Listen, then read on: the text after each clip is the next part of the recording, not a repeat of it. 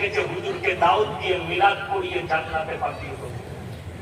আমি আমার বাপের দলিল দেবো না।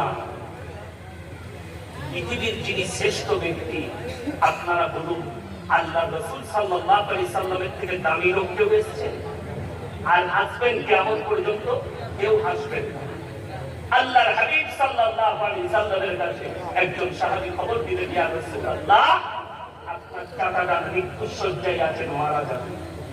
নবীজি চাচার হাতটা ধরলেন আর বললেন, চাচা একবার খালি কলমাটা পড়ে নাও, আমি আল্লাহর কাছে তোমার জন্য কেঁদে কেঁদে ক্ষমা চাই।